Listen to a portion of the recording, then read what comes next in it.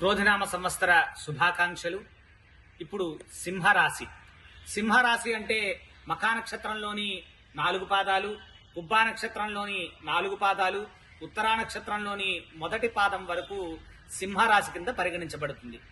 సింహరాశి వారి అక్షరాలు ఏంటి అంటే మా, మీ, ము, మే, మో, ట, టి, తు, టే అనేటువంటి అక్షరాలు కలిగిన వాళ్ళని సింహరాశి కింద పరిగణించబడుతుంది. ఈ సింహరాశి వారికి ఆదాయం 2, వ్యయం 14, రాజపూజ్యం 2, అవమానం 2.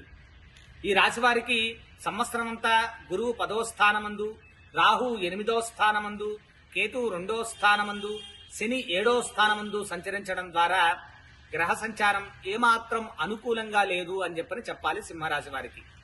ఈ సింహరాశి వారికి ఈ సంవత్సరం కొంత అనారోగ్య సమస్యల్ని తెచ్చిపెట్టడం, ప్రమాద సూచనలు, ఉద్యోగ భంగము, కుటుంబ కలహాలు, మానసిక వేదన, వృధా ఖర్చులు, కోర్టు వ్యవహారాల్లో అనుకూలించకపోవడం, అలానే కర్షకులు పంటలు విపరీతంగా నష్టపోవడం, విద్యార్థులు అనుకున్న స్థాయిలో ఉత్తీర్ణత చెందకపోవడం, ఇట్లాంటి అశుభ ఫలితాలే సింహరాశి వారికి చాలా ఎక్కువగా కనబడుతోంది.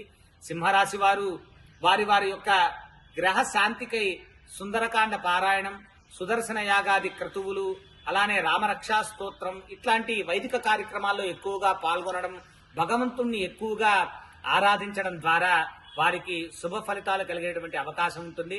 కాబట్టి సింహరాశి వారికి ఈ సంవత్సరం గ్రహ సంచారం అనుకూలంగా లేనందువల్ల వారు ఎంత మౌనముగా ఉండి భగవంతుని ఎంత చక్కగా ఆరాధన చేసుకుంటే అంత శుభ ఫలితాలను పొందుతారు అని మనకి ఈ సంవత్సరం తెలియజేయబడుతోంది.